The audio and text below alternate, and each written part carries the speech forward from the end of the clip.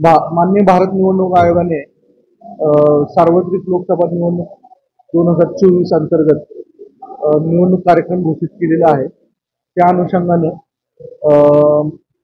पंढरपूर विधानसभा मतदारसंघातील तयारी पूर्णत्वास आलेली आहे.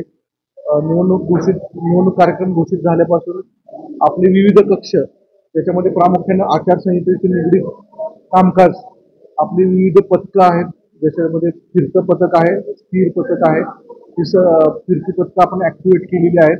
आपल्या मतदारसंघामध्ये 2 आंतरराज्य चेकपोस्ट आहेत जे आपण कार्यरत केलेले आहेत. त्याचे 24 तास आपण आपल्या राज्यामध्ये, जिल्ह्यामध्ये आणि मतदारसंघामध्ये प्रवेश करणाऱ्या वाहनांची तपासणी आपण सुरू केलेली आहे. याच्यामध्ये निवडणुकीशी निगडीत काही वस्तू असतील, रोख रक्कम असतील किंवा प्रचाराच्या अनुषंगाने, प्रलोभन दाखवण्याच्या अनुषंगाने काही वस्तू असतील तर त्याच्या अनुषंगाने तपासणी सुरू आहे. आपल्याकडे 337 मतदान केंद्र आहेत. याच्या सर्वांची फिजिकल तपासणी आपण पूर्ण करून घेतलेली आहे. काही मतदान केंद्रावर मूलभूत सुविधा उपलब्ध करून देण्याच्या आहेत, त्याची तयारी आपण सुरू केलेली आहे.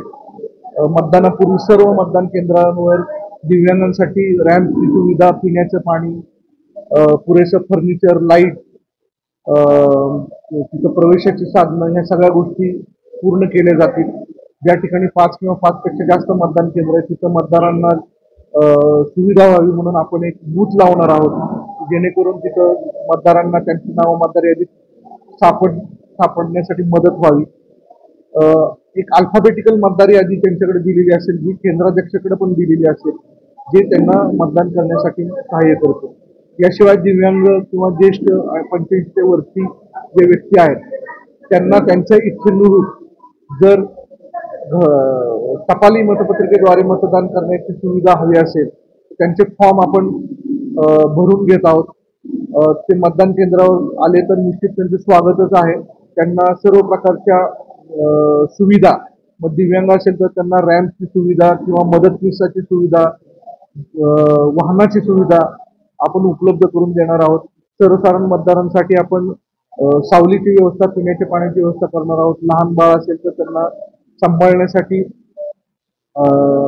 गाईची व्यवस्था केली जाईल. अंगणवाडी सेविका किंवा आरोग्य सेविका यांची याबाबत मदत घेतली जाईल. आपले एकूण 35 आपण सेक्टर ऑफिसर नेमलेले आहेत.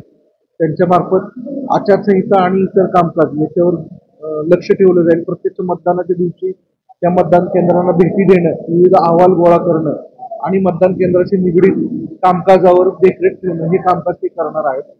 पंढरपूर विधानसभा मतदारसंघामध्ये आपण एकूण 4 फिरती पथकं नेमलेली आहेत, जी निवडणूक घोषित झाल्या कार्यान्वित झालेली आहेत.